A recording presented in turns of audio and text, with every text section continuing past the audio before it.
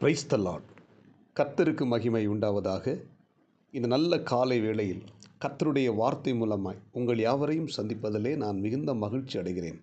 ஏசாயா தீர்க்கதரிசியின் புத்தகம் 55ஆம் அதிகாரம் 6ஆம் வசனம். கர்த்தரை கண்டடையத்தக்க சமயத்தில் அவரை தேடுங்கள், அவர் சமீபமாய் இருக்கையில் அவரை நோக்கி கூப்பிடுங்கள். அன்பான தேவனுடைய பிள்ளைகளே, இந்த காலை நேரத்திலே தேவன் நம்மோடு கூட பேசுகிற வார்த்தை என்னென்னா, கர்த்தரை கண்டடையத்தக்க சமயத்தில் நாம் அவரை தேட வேண்டும். ஆண்டவரை தேடுவதற்கு என்று சொல்லி ஒரு சமயம் இருக்கிறது. எல்லா நேரத்திலும் தேவனை நோக்கி கூப்பிடலாம். எந்த இடத்துலையும் எந்த சமயத்திலையும் நாம் தேவன் நோக்கி கூப்பிடலாம். ஆனால் அவரை கூப்பிட வேண்டும் என்கிற ஒரு சமயத்தை வேத புத்தகத்திலே ஆண்டவர் பதிவு பண்ணி வைத்திருக்கிறார். அவரை கண்டடையத்தக்க சமயம் எது என்று சொல்லி பார்த்தா, வேதம் சொல்லுகிறது, அதிகாலையில் என்னை தேடுகிறவன் என்னை கண்டடைவான்.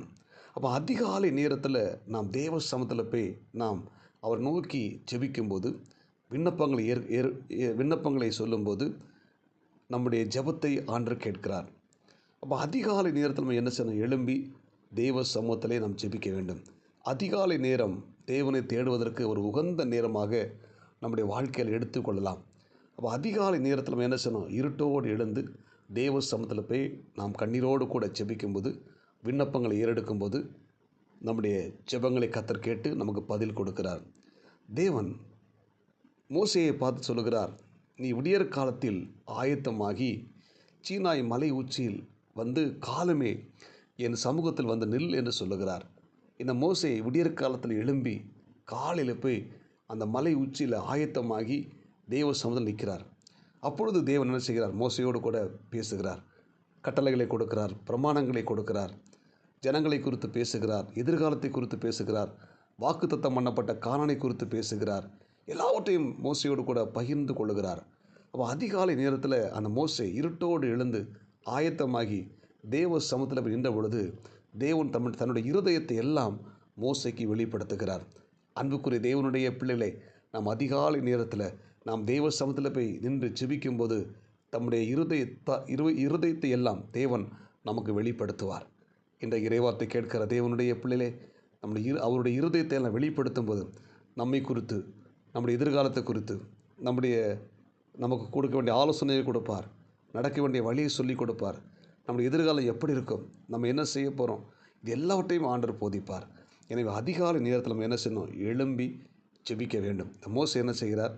அதிகாலையில் எழுந்து மலை உச்சியில் போய் தேவ சமூகத்தில் நிற்கிறார். அவர் ஜெபித்து முடித்து மலை விட்டு இறங்கும்போது பார்த்திங்கன்னா, அந்த மோசையின் முகம் பிரகாசித்தது. அந்த மோசையின் முகத்தை பார்ப்பதற்கு ஜனங்கள் பயப்பட்டார்கள். மோசே ஜனங்களோடு கூட எப்படி பேசுகிறான்? முக்காடு போட்டு பேசுகிறான்.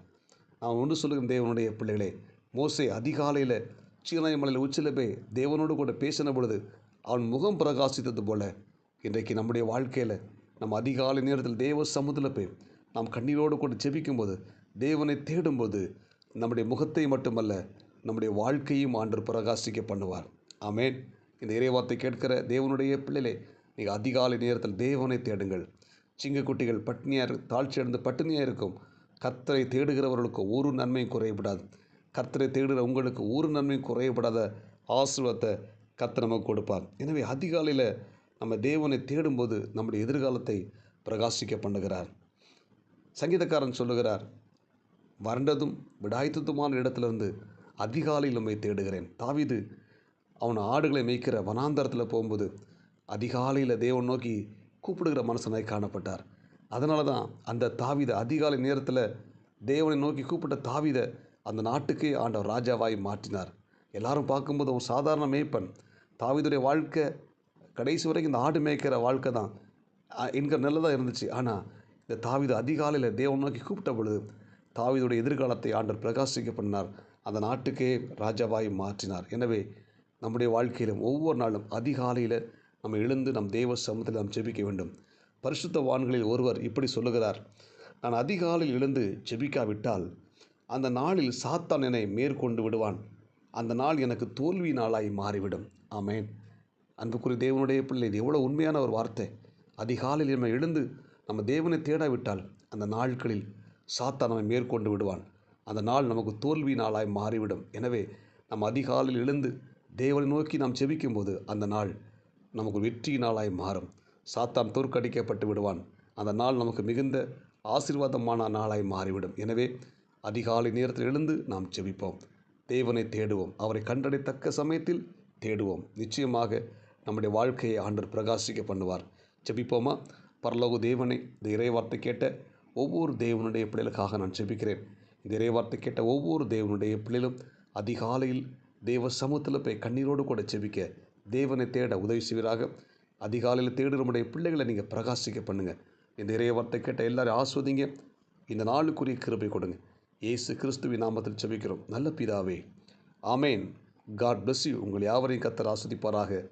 இந்த நாள் உங்களுக்கு இனிமையாய் அமையட்டும். ஆமேன்.